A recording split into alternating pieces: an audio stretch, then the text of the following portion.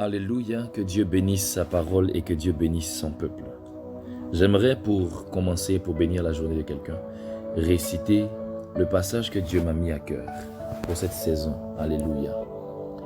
Ce passage n'est autre que le psaume 118 que je vous conseille fortement.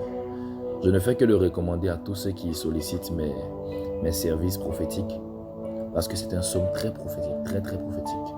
Je fais la lecture rapidement. Louez l'Éternel car il est bon, car sa miséricorde durera toujours. Qu'Israël dise, car sa miséricorde durera toujours. Que la maison d'Aaron dise, car sa miséricorde durera toujours. Que ceux qui craignent l'Éternel disent, car sa miséricorde durera toujours. Du sein de la détresse, j'ai invoqué l'Éternel. L'Éternel m'a exaucé et m'a mis au large. L'Éternel est pour moi, je ne crains rien. Que peuvent me faire des hommes? L'Éternel est mon secours et je me réjouis à la vue de mes ennemis. Mieux vaut chercher un refuge en l'Éternel que de se confier à l'homme. Mieux vaut chercher un refuge en l'Éternel que de se confier au grand. Toutes les nations m'environnaient. Au nom de l'Éternel, je les taille en pièces. Elles m'environnaient, m'enveloppaient. Au nom de l'Éternel, je les taille en pièces. Elles m'environnaient comme des abeilles. Elles s'éteignent comme un feu d'épine. Au nom de l'Éternel, je les taille en pièces. Tu me poussais pour me faire tomber, mais l'Éternel m'a secouru. L'Éternel est ma force et le sujet de mes louanges, c'est lui qui m'a sauvé. Verset 15. Des cris de triomphe et de salut s'élèvent dans les tentes des justes.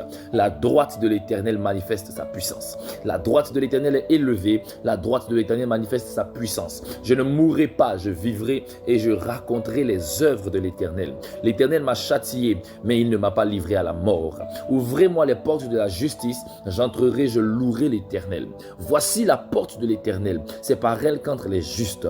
Je te loue parce que tu m'as exaucé, parce que tu m'as sauvé. La pierre qu'ont rejetée ceux qui bâtissaient est devenue la principale de l'angle.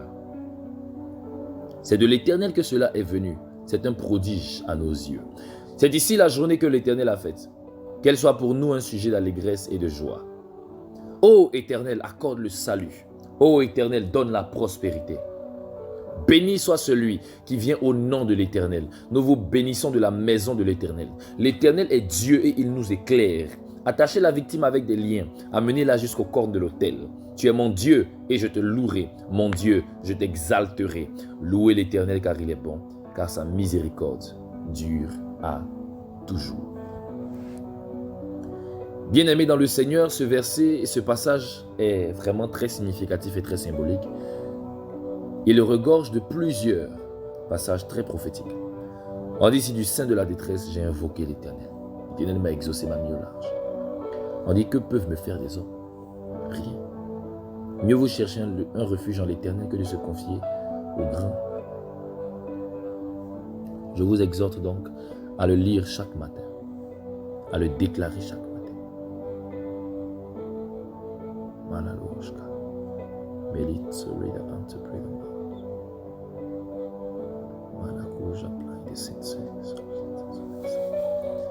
Merci mon Dieu pour ta grâce. J'aimerais maintenant entrer dans mon message. Mon fils m'a posé une question que j'aimerais vous donner pour écouter aussi, c'est important. Allons-y, je vous balance l'audio du mieux que je peux. Papa, j'aimerais que comme tu m'expliques un petit truc là. C'est dans je suis en train de méditer sur Romains. Et puis dans Romains 3, Paul dit qu'en effet, nous estimons que l'homme est déclaré juste par la foi, indépendamment des œuvres de la loi. J'aimerais savoir un truc. S'il y a les œuvres de la loi, c'est qu'il y a aussi comme les œuvres de la foi. Quelles sont les œuvres de la foi? Est-ce que décider de croire est une œuvre de la foi? Quelles sont les œuvres de la foi? Parce que Jacques dit, la foi sans les œuvres est morte. Donc, est-ce qu'il y a certaines actions qu'il faut poser pour œuvrer dans la foi? Est-ce que la foi, c'est seulement croire? Est-ce que seulement croire est seulement la seule œuvre de foi? J'aimerais plus savoir, papa. De très belles questions qui trouveront justement leur sens dans l'enregistrement et dans dans cette vidéo. Alléluia. Je bénis Dieu parce que cette question m'a fait sourire. La Bible dit ceci. Nous ne sommes plus soumis à la loi. Donc nous ne sommes plus tenus de pouvoir faire et accomplir les œuvres de la loi. Mais les œuvres dans la Bible sont beaucoup présentées. Il y a ce qu'on appelle les œuvres de la loi. Il y a aussi ce qui est encore plus connu, les œuvres de la chair. Il y a aussi les œuvres de la foi. Et il y a même aussi les œuvres de l'esprit. Tant de manifestations d'œuvres que Dieu et que le diable et que la chair présentent à l'homme. Mais la Bible nous demande de nous soumettre seulement qu'à deux catégories d'œuvres. Les œuvres de l'esprit et les œuvres de la foi. La Bible nous dit ceci dans le livre de Jacques. On nous dit ici, or, nous savons très bien que la foi sans les œuvres est morte. Et Jacques va jusqu'à dire, présente-moi ta foi sans œuvres et moi je te présenterai ma foi avec les œuvres. Et on verra la différence. Parce que personne ne peut dire qu'il a la foi s'il n'a pas les œuvres de la foi. En d'autres termes, croire ne suffit pas. Si tu crois réellement, il faut que tu poses des actions qui puissent appuyer ta foi et qui puissent, je dirais, valider ta foi. Ça ne sert à rien de dire que tu obéis à la loi si tu désobéis à la loi. Voici, quand la loi dit tu ne tueras point, pourquoi toi tu tues? Par exemple, la loi dit tu ne feras pas de faux témoignages contre ton prochain et puis toi tu mens. Ce sont les œuvres de la loi qui sont récitées ici. Et une personne qui ne pratique pas ces choses ne pratique pas la loi. Alors, de la même manière, une personne qui dit avoir la foi mais qui ne pratique pas les œuvres de la foi n'a pas la foi. Plusieurs personnes aujourd'hui croient qu'il suffit de dire « je crois » pour croire.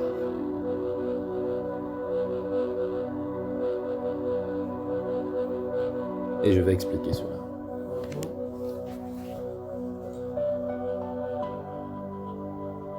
Merci mon Dieu parce que j'entre dans mon message au nom de Jésus-Christ. Amen. La Bible nous parle de quelque chose qui peut choquer les hommes à première vue. La Bible dit ici, c'est l'apôtre Paul qui est en train de parler, il dit « j'ai cru, c'est pourquoi j'ai parlé ».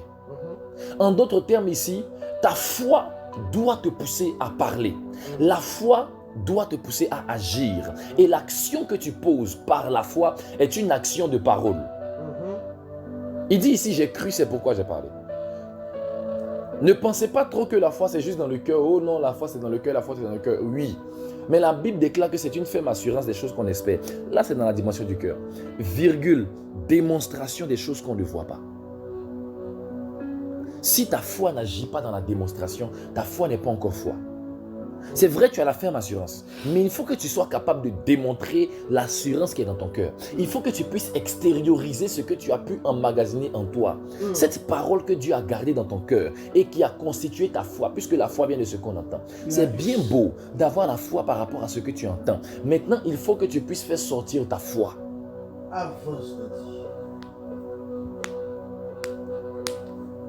La Bible dit, c'est en croyant du cœur qu'on parvient à la justice. Donc c'est par la foi qu'on parvient à la justice, qu'on devient juste. Mais la Bible dit ici, c'est en confessant de la bouche qu'on parvient au salut. Pourtant la Bible dit encore que c'est quand tu crois en Jésus-Christ que tu es sauvé.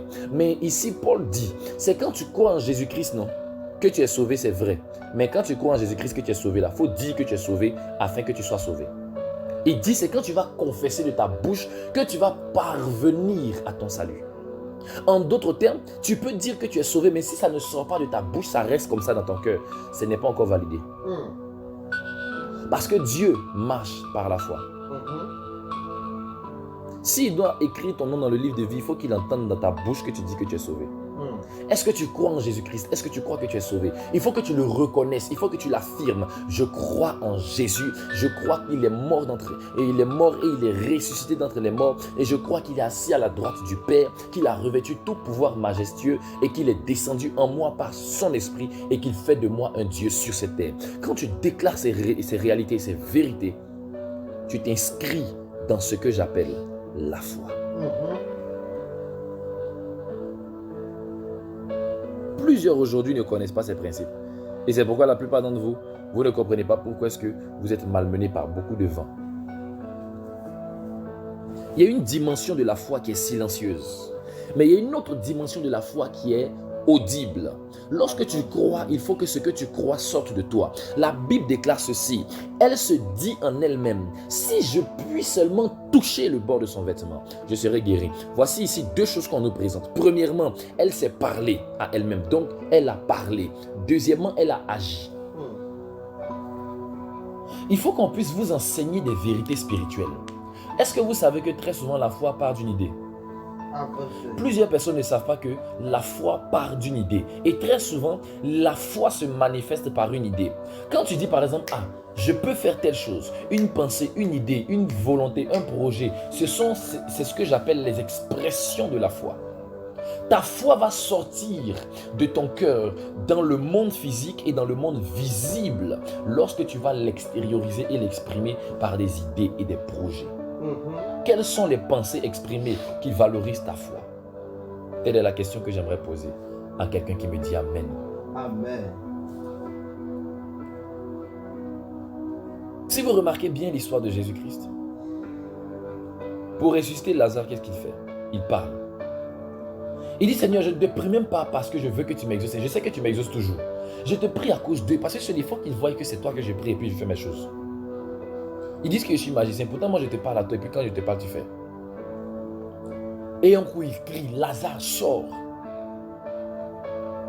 Comment Jésus peut dire, je ne prie pas parce que je veux que je puisse te demander pardon pour m'exaucer. Non, je sais que tu vas m'exaucer. Mais je te prie pour une chose. Je te prie pour eux. Pour qu'ils voient que c'est toi qui es mon maître. Et quand il dit cela ainsi, il est en train de prouver que ce qu'il croit dans son cœur sort de sa bouche. Il est arrêté devant Lazare. Il croit que Dieu l'exauce toujours, ça ne suffit pas. Il faut qu'il parle pour qu'on voie si Dieu l'exauce vraiment. Où l'avez-vous mis? Je suis venu pour le ressusciter, car je suis la résurrection et la vie. Jésus-Christ a déjà dit une fois. Il dit, l'heure vient où les morts entendront la voix du Fils de l'homme. Et ceux qui l'entendront vivront. Donc il y a une dimension où Jésus-Christ maintenant ne doit pas simplement imposer les mains aux morts pour que les morts ressuscitent, mais il doit pouvoir parler aux morts. Comme il a fini de dire ça, il faut maintenant qu'il vienne prouver ça. C'est pourquoi il s'est arrêté devant Lazare. Il dit, Lazare, sors.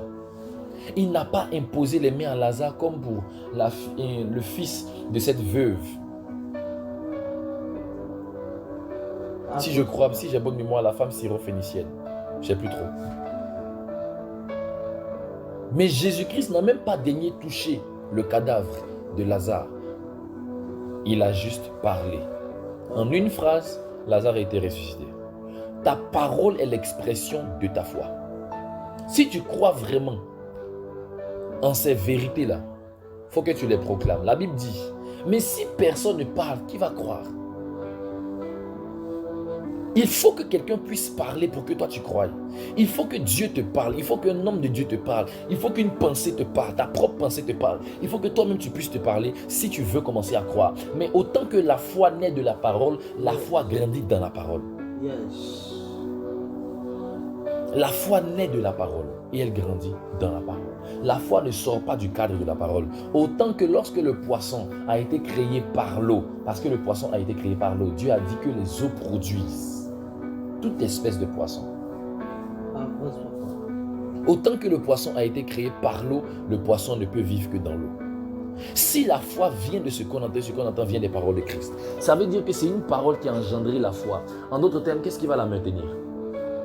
C'est la parole. Aussi simple que ça.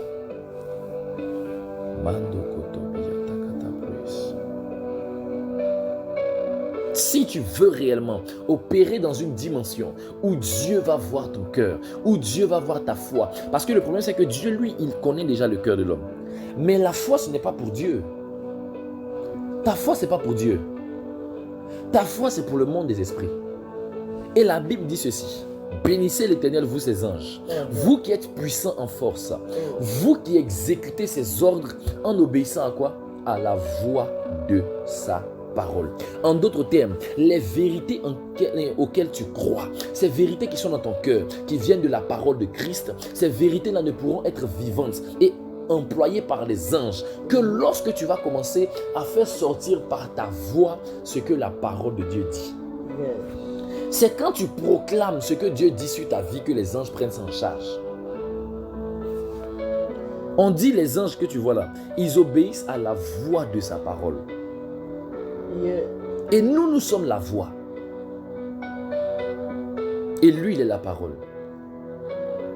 C'est pourquoi Jean-Baptiste a dit, je suis la voix qui crie dans le désert. Nous sommes la voix. Lui, il est la parole. Jean-Baptiste était la voix de celui qui parlait de la parole. Il était venu pour rendre témoignage à celui qui était la parole de Dieu. Donc, il était la voix de sa parole. Yes, Papa.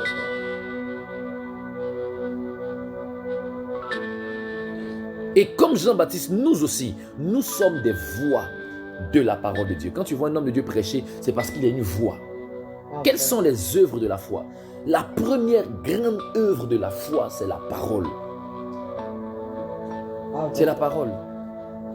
Tout commence par la parole. Il est écrit, au commencement était la parole. Toutes choses ont été faites par elle. Pourquoi? Parce que quand Dieu veut créer, il parle. Parce qu'il fait confiance à ses paroles.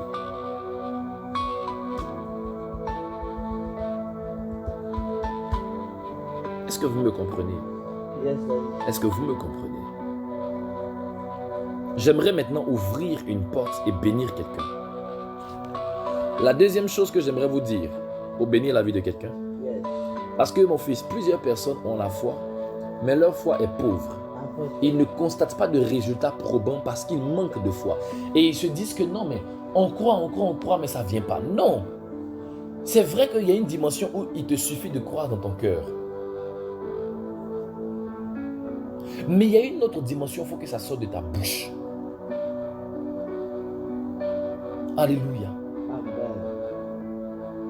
Si, quand tu lis par exemple le livre de Apocalypse chapitre 19, on dit que Jésus-Christ avait une épée au bout de sa langue. L'épée était dehors, au bout de sa langue. Yes. Si, pourtant c'est la parole de Dieu. Si cette parole-là ne sort pas de sa bouche, est-ce que cette parole-là pourrait être tranchante? On pouvait dire tout simplement qu'il avait une épée dans son cœur. Mais on dit qu'il avait une épée au bout de sa langue. Ça veut dire qu'il parlait. Et on dit son nom c'est la parole de Dieu. Lisez Apocalypse 19. Si lui-même, le grand Dieu, il parle afin d'exprimer son pouvoir, pourquoi toi, tout le pouvoir de la foi qui est en toi là, toi tu ne parles pas pour faire sortir ça? Il faut que tu emmènes à l'existence ce qui n'existe pas. Yes. On dit c'est par la foi que nous croyons que l'univers a été créé par la parole de Dieu. De sorte que les choses visibles tirent leur source des choses invisibles. Amen. Nous dit la parole de Dieu. Il y a beaucoup de choses qui te sont déjà données, mais que tu dois réussir à t'accaparer par la foi. Moi, par exemple, je me souviens, le témoignage que je vous ai expliqué hier sur YouTube, par rapport au programme, je le dis et je le répète, j'ai dit à mes enfants, j'ai appelé même des gens exprès, Koziri, et puis je leur dis, l'argent va venir. Moi, je ne m'inquiète pas pour l'argent, je crois même que l'argent est déjà venu. Yes. Comme j'ai fait sortir cette parole de foi de ma bouche, ça a créé quelque chose. Déclare-toi à toi-même souvent.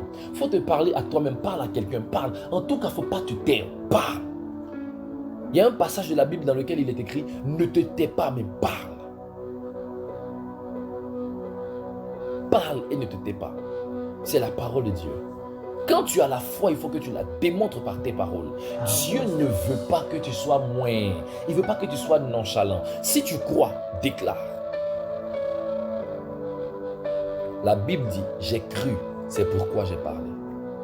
J'ai cru, c'est pourquoi j'ai parlé. Il dit ici, ne vous inquiétez de rien. Mais en toute chose, faites connaître à Dieu vos besoins par des prières. Yes. C'est bizarre. Tu dis, il ne faut pas s'inquiéter. Dieu va faire ou bien Dieu ne va pas faire. Dieu va pourvoir, puisque dans la suite, même dans le verset 19, tu as dit encore, mon Dieu pourvoira à tous vos besoins selon sa richesse avec gloire en Jésus-Christ. Donc, on sait que Dieu va pourvoir. Pourquoi on vient prier encore? Ta prière ne sera pas une prière de dire, Seigneur, pardon, donne-moi, Seigneur, pardon, donne-moi. Les chrétiens prient mal. Ta prière, c'est de dire à Dieu, Seigneur, je ne m'inquiète pas parce que tu es mon Père et tu pourvois. Ton Fils Jésus, lorsqu'il était venu sur la terre, il a dit de ne pas m'inquiéter par rapport au manger et au boire et par rapport aux choses de la vie parce que tu prends soin de nous plus que des oiseaux, tu prends soin de nous plus que les herbes des champs. Merci mon Dieu parce que tu connais mes besoins, tu connais mes soucis. Je ne peux plus m'inquiéter de ces charges de fin d'année parce que je te fais confiance. L'argent de fête est déjà venu parce que tu es celui qui est mon pourvoyeur. Je te rends toute la gloire au nom de Jésus-Christ. Amen. Tu viens de prier sans transpirer. sans t'émoustiller, sans t'agiter, sans gesticuler, Yes. sans crier, sans jacasser, sans t'embrouiller. Tu viens de prier et tu seras exaucé. Tu lèves la main, tu dis Seigneur, je bénis ton nom parce que tu fais de grandes choses pour moi. Merci parce que tu me donnes tout ce dont j'ai besoin, parce que tu pourvois à tous mes besoins selon ta richesse. À ce que je sache, tu es l'homme, l'esprit le plus puissant et le plus riche de l'univers. Alors je n'ai rien à craindre. Ce n'est pas 2 millions qui va t'effrayer. Ce n'est pas 10 millions qui va t'effrayer. Au nom de Jésus. Amen. Et puis tu arrêtes de t'inquiéter par rapport à cela. Tu ne t'en fais plus pour ça. Une fois que tu t'inscris dans cette logique, automatiquement, je vous le dis en vérité, tu ne t'inquiètes plus. Quand tu finis de prier là, tu enlèves ce souci de ta tête. Tu crois seulement qu'il va faire. Comme tu viens de lui dire que tu crois qu'il s'occupe de toi, tu n'as plus à t'inquiéter. Ta foi va créer des réalités invisibles. Il va les emmener dans le visible. Aussi simple que ça. Ça, c'est la première chose que j'appelle première œuvre de la foi. Deuxième œuvre de la foi, c'est ce que j'appelle l'action.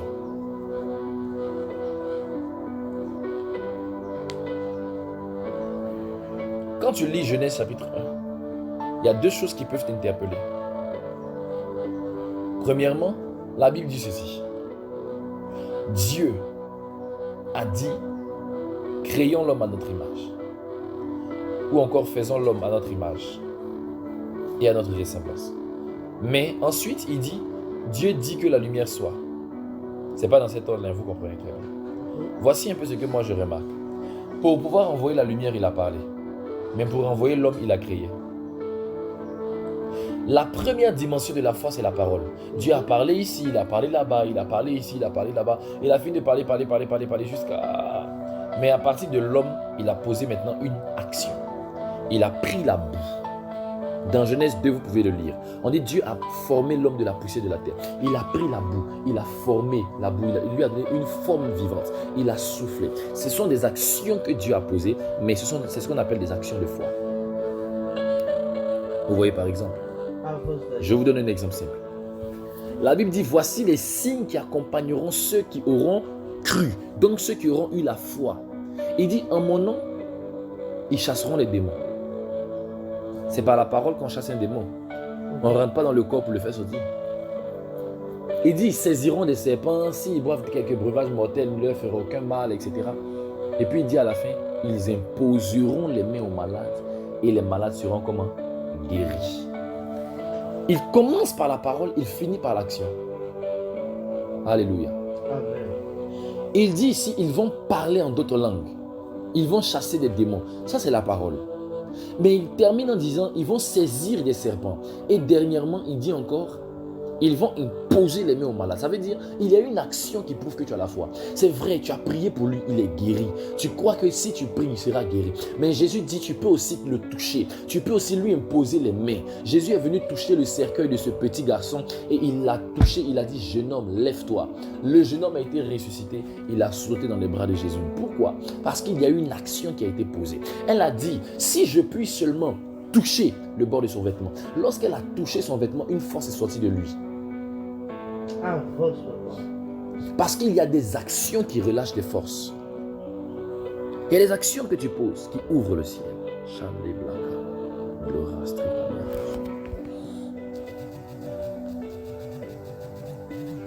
Kalima onze rida pounds.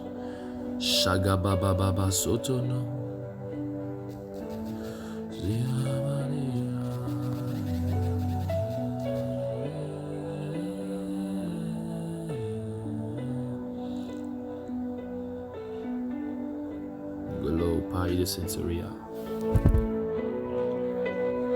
Je prie que l'Esprit de Dieu vous explique en détail ce que vous devez faire. Entendez au-delà même de mes paroles. Entendez des solutions pour vous. Je ne pourrai pas tout dire, mais entendez des solutions pour vous. Amen, amen. Je continue. Il y a un homme qu'on appelle Josué. Mais avant même d'arriver à Josué, rapidement, je vais finir avec Jacques. La Bible dit la foi sans les œuvres est morte. Et on dit, dans le même passage, on dit c'est pourquoi.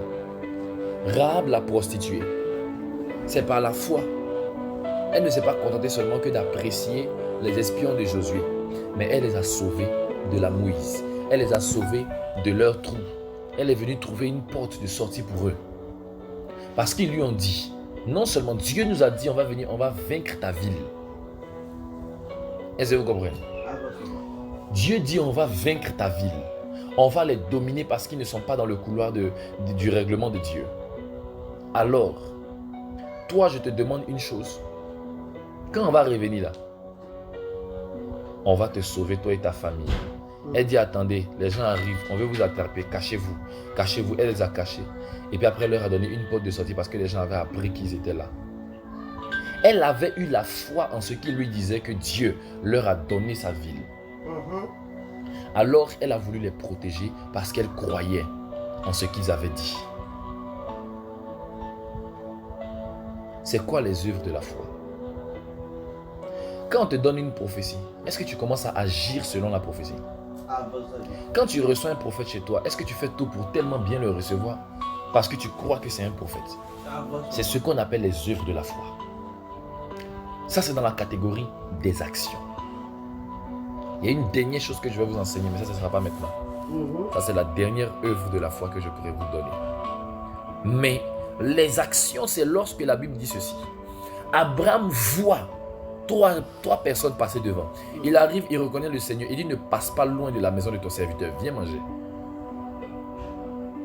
Parce qu'il sait que s'il donne quelque chose de plaisant au Seigneur, le Seigneur lui donnera aussi en retour. Si Dieu lui a donné des grâces, des promesses, des bénédictions et des alliances sans qu'Abraham ne demande, à combien plus forte raison qu'Abraham va donner à Dieu, Dieu va lui donner en retour. Il t'a donné même sans que tu demandes quelque chose. Toi, mais tu n'étais pas au courant, tu n'as rien donné, lui, il est venu quand il t'a donné beaucoup de choses. Si tu lui donnes en retour, tu es sûr qu'il ne va pas te donner encore. Et Abraham, par la foi, a saisi l'occasion, il a vu Jésus. Il est parti poser une action dans sa vie. C'est ça la foi. La foi te poussera toujours à donner. Parce que quand tu t'assois et que tu dis, oh non, la foi sans les œuvres, la foi sans les œuvres, oui. Quand on te donne une prophétie, si tu crois vraiment en elle, prends quelque chose et va sceller cette prophétie. Va prouver que tu crois en cette prophétie et tu mets en gage une somme d'argent, un objet, quelque chose qui te coûte un sacrifice sur l'autel. Lorsque Dieu a fait des promesses à Abraham, lisez la Bible. À chaque fois que Dieu lui promettait des choses, Abraham bâtissait un autel afin de se souvenir de cette chose. On donne prophétie, toi tu ne fais pas offrande. C'est toi qui as trop la foi. Le père de la foi lui-même, il y a ce qu'il faisait. Abraham était appelé père de la foi. Alors c'est lui qui manifestait ce qu'on appelle les œuvres de la foi. Le père de la foi, Jésus-Christ, l'a regardé un jour. Il dit, donne-moi ton fils, donne-moi Isaac. Abraham s'est levé, il est parti sacrifier Isaac. Il dit, c'est bon, il ne faut pas le tuer. J'ai vu que tu m'aimes plus que tout. Je crois en la prophétie que tu m'as donnée. Tu as dit que de moi sortira une foule de nations et de personnes, des rois, etc. Et que toutes les nations seront bénies à ma postérité. Maintenant, tu me dis de venir prendre postérité là pour te donner. Si tu as pu me donner Ismaël, tu as pu me donner Isaac, c'est que tu peux me donner encore autre. Je soulève Isaac, je vais te déployer ça là-bas. Abraham vient de prouver à Dieu qu'il croyait plus en Dieu qu'en Isaac. Il dit, je sais que tu vas me susciter une postérité. Je crois en cela. Si tu veux venir prendre Isaac, c'est que tu vas me donner mieux que lui. Mais aujourd'hui, combien de chrétiens sont capables de venir dire à Dieu, Seigneur, comme je veux recevoir telle chose, moi je te donne tel truc en retour. Combien sont capables de dire ça?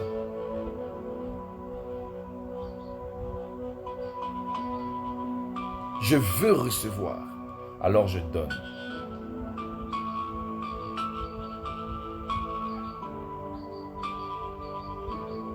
Alléluia. Amen. Laisse-moi te dire que il n'existe pas de foi sans les œuvres. Jacques dit, la foi sans les œuvres est morte. Même quand Tabitha Dorcas était morte, qu'est-ce qui s'est passé? Les femmes là sont parties faire sortir des habits, on ne comprenait pas. Elles ont dit à Pierre, tu vois tout ça là, c'est elle qui a cousu ça pour nous parce qu'elle sait qu'on n'a pas l'argent pour s'habiller. Elle nous a offert ce genre de vêtements. Elle a cousu, comme elle sait coudre, elle a cousu ça pour nous gratuitement. Tu ne peux pas la laisser mourir comme ça. Fais quelque chose pour elle. la foi qu'elle avait en Dieu l'a poussée à faire du bien aux hommes. Et regardez, ça a permis qu'elle soit ressuscitée aujourd'hui. On voit des hommes qui ont donné à Dieu. On voit des hommes qui ont prouvé à Dieu qu'ils l'aimaient. C'est ce qu'on appelle les œuvres de la foi. Les œuvres de la foi, là, c'est pas aller, oh non, on ne met pas mèche, on ne met pas maquillage. C'est pas ça les œuvres de la foi. Ça, c'est les œuvres de la loi. Parce que c'est dans la loi que tout ça a été tiré. Et Paul parlait ici, là, ce sont les exigences de la loi. Ça n'a rien à voir avec la grâce.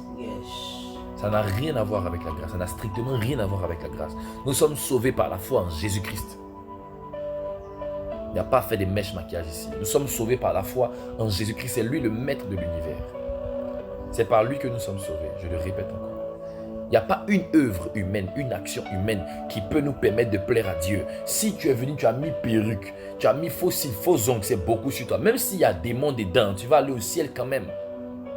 Vous ne savez pas qu'il y a des chrétiens qui vont au ciel et puis sont possédés. Jésus a fait délivrance du brigand à la croix là. Il a fait sa délivrance avant d'aller au ciel. Alors, quand tu crois en Jésus-Christ, ton âme est restaurée, fortifiée. Il donne la vie à ton âme.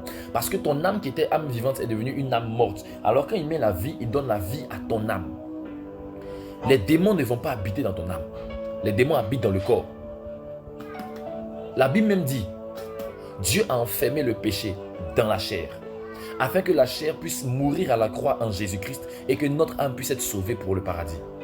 Ça veut dire que tout ce qui est comme bêtise dans ta chair, là, Dieu a enfermé, les démons logent dans la chair. Ils peuvent influencer ton âme par les émotions, mais ils n'habitent pas dans ton âme. L'âme, c'est la maison de Dieu. Voilà. Il n'habite pas dans ton âme. Arrêtez de raconter des bêtises aux gens. Ça me fait mal. Il n'habite pas dans ton âme. Aucun démon ne peut habiter dans l'âme de quelqu'un. Ça, peut-être ce que Dieu va me montrer. Peut-être si je mens, il n'a qu'à me montrer la différence. Mais je ne crois pas. Depuis que je lis la Bible et que je vois en esprit, je n'ai jamais vu un démon habiter dans l'âme de quelqu'un. Les démons influencent l'âme très souvent de par la position du corps.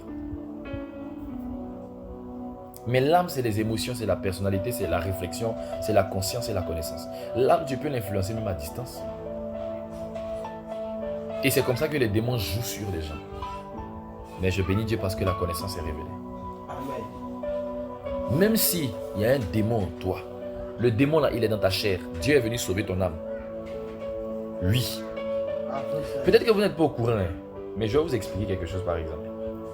Je vais vous expliquer un truc. Je vais vous expliquer un petit truc pour étayer mes propos. Dieu vient se révéler à Caïn. Il dit le péché frappe à ta porte, mais toi domine sur lui. C'est le péché qui entre dans le cœur. Les démons n'entrent pas dans le cœur.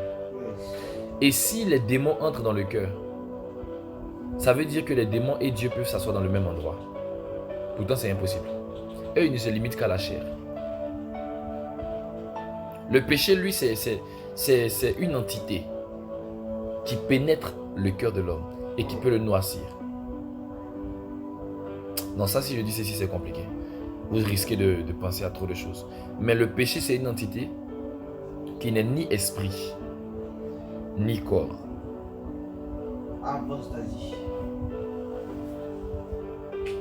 Un jour, si j'ai l'occasion de parler des Ruach Elohim, je vais parler du péché. Là où je vais expliquer c'est quoi le souffle divin. Qu'est-ce qu'on appelle en hébreu nafash? Le souffle de Dieu, le souffle de vie, le souffle divin. C'est là que vous allez comprendre pourquoi est-ce que le même péché là a pu entrer aussi en un esprit qu'on appelle Lucifer. Esprit ne rentre pas dans l'esprit. En tout cas, moi, je n'ai pas encore vu ça. Mais, tu vas voir par exemple, les 7 esprits de Dieu peuvent entrer dans des esprits. L'esprit de foi rentre dans les esprits. L'esprit d'amour, pareil. Un jour, je vais prêcher sur ce mystère. Et je crois que ça va bénir la population par la grâce de Dieu. Alors, rapidement, si je veux terminer, rapidement, il faut que tu retiennes 2 choses. Oui. Tu as dit, les démons ne peuvent pas posséder une âme. Mais les démons, comment ils font pour captiver une âme? Capturer. Capturer une âme. Ils peuvent la prendre, ils peuvent l'attraper. Mais ils ne peuvent pas entrer dedans. J'explique. Tu peux soulever une bouteille d'eau. Mais est-ce que tu peux forcément rentrer dedans? Est-ce que tu peux mettre ton bras dedans? J'explique maintenant. En réalité, lorsque l'homme est mort, son âme s'est déconnectée de Dieu. Alors l'âme automatiquement ne peut plus accueillir Dieu tant que l'homme n'a pas ouvert son cœur à Dieu. Le cœur, là c'est l'habitation de Dieu. Aucun démon ne peut entrer dans le cœur de l'homme. Le démon va se poster quelque part, dans un lieu stratégique où il pourra toucher à ton cœur.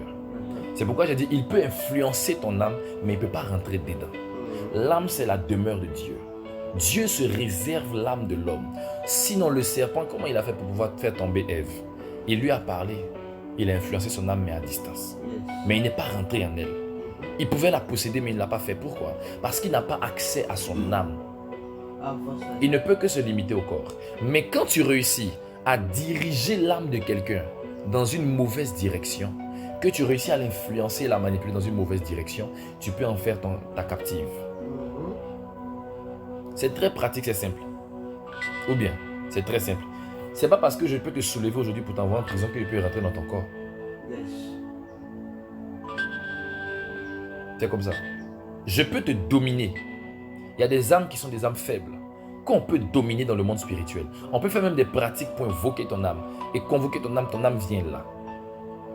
Sous l'enveloppe de ton esprit, bien sûr. Mais, automatiquement, tu ne pourras jamais dire que je suis entré dans ton âme. L'âme même là, c'est même pas une forme visible. L'âme, c'est un souffle. Ça n'a pas de forme, c'est l'esprit qui a une forme. Et quand tu es dans le monde spirituel comme ça, lorsque tu convoques l'âme de quelqu'un, son âme vient même dans son esprit. Comment faire pour expliquer ça? Son âme vient, mais dans son esprit. Quand tu fais un rêve, ton âme est en train de courir dans le rêve là-bas, mais ton âme court, mais dans ton esprit. Parce que l'esprit, c'est le corps spirituel qui contient l'âme. Et la chair, c'est le corps physique qui contient l'âme.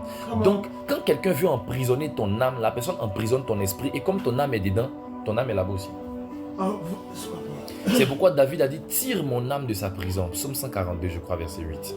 Tire mon âme de sa prison, afin que je célèbre ton nom. Les justes viendront m'entourer quand tu m'auras fait du bien.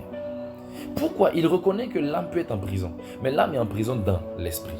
Parce que si tu regardes l'âme, l'âme c'est juste une vapeur. C'est juste une fumée, une vapeur, mais qui contient quelque chose, une énergie. Bon, si il a eu à enfermer l'âme dans l'esprit, et que non, si Dieu l'âme est dans l'esprit, l'âme est dans l'esprit, qu'il a réussi à capturer l'âme, c'est que l'esprit aussi a été capturé. Oui. Maintenant, comment la puissance, disons la puissance de réflexion, ça vient? Puisque à un moment donné, il a eu à faire une prière. Il a été conscient que son âme a été capturée. Oui. Mais comment la puissance est venue? Puisque la puissance n'est pas dans la chair. J'explique. Quand ils ont capturé son âme en prison, quel était le nom de la prison? Il y a par exemple des prisons comme dépression. Là-bas, si on t'a mis là-bas, là, même si quelqu'un vient t'expliquer que maintenant, arrête de te plaindre, arrête ceci, arrête, tu ne pourras pas. Parce que ta conscience a été le côté dépression là.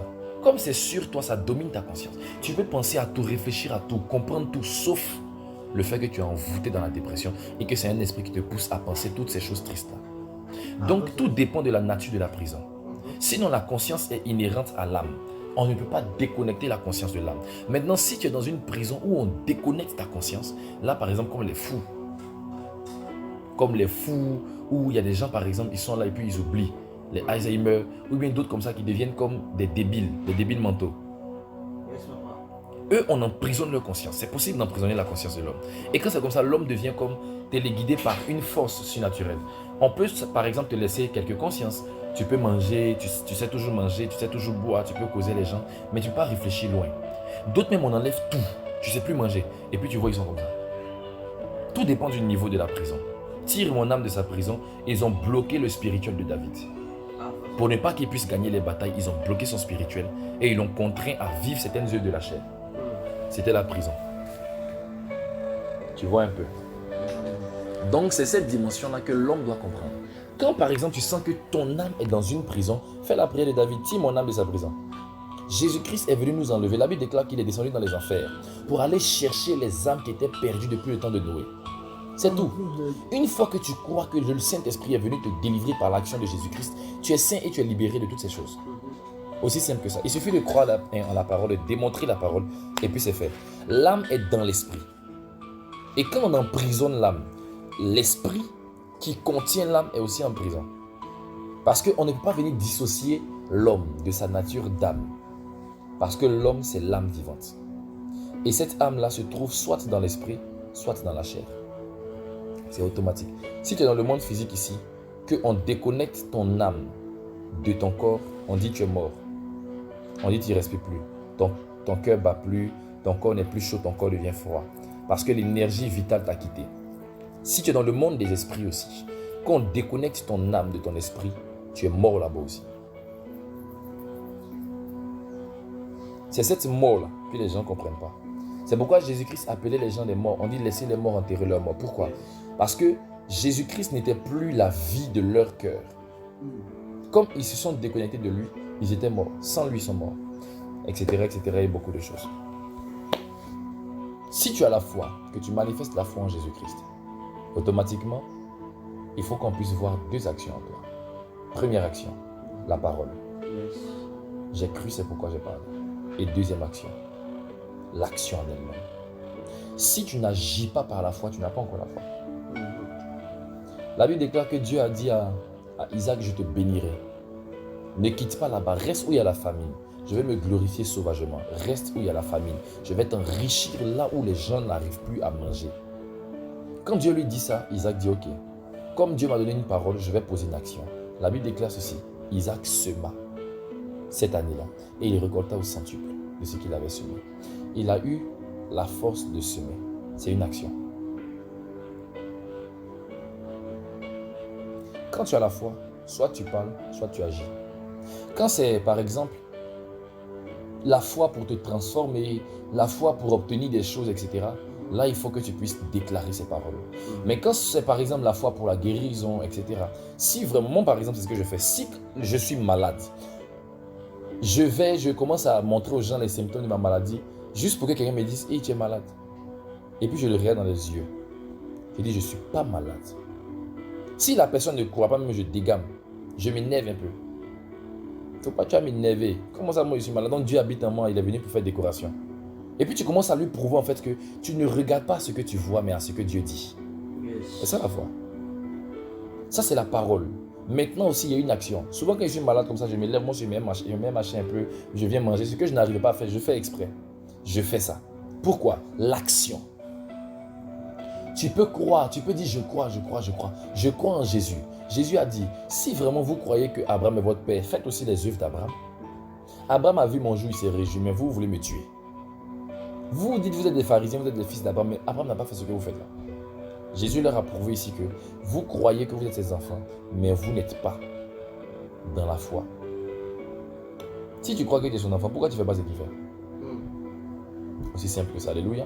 Amen. C'est ainsi que même quand tu marches avec un père, papa prophétise, il prêche, il gagne les âmes, il fait ceci, il fait cela. On doit voir tout ça là aussi en toi. Le jour que tu es soumis à par exemple une situation où tu vois par exemple que là mon père fait ça. Jésus a dit une parole. Mon père agit jusqu'à présent. Moi aussi j'agis. Pourquoi? Parce que je crois qu'il est en moi. Si tu crois que l'onction de ton père est en toi, va devant la situation. Fais la même chose que tu as vu ton père faire. Ça marche. Je vous le dis en vérité, ça marche. Alléluia.